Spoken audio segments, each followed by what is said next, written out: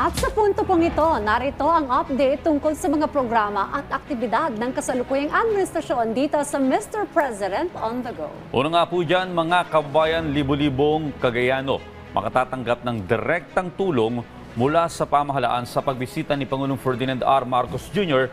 sa lalawigan ng Cagayan.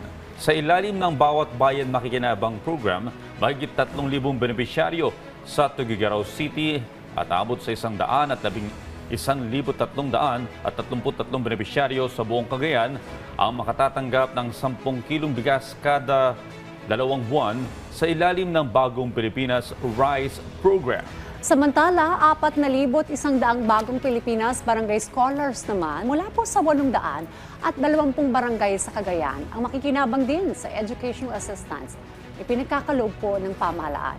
Naglaan din ng pamahalaan ng 154 na punto, 2 milyong piso para sa 771 barangay sa Cagayan at 7.8 milyong piso para sa 49 na barangay ng Tuguegarao City sa ilalim po ng Social Civic Projects Fund o SCPF.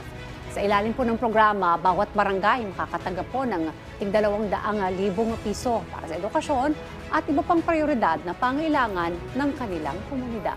Layunin ng pamahalaan na maihatid ang mas malawak na serbisyo at tulong sa mga pamayanan sa ilalim ng adhikaing Bagong Pilipinas ngayon.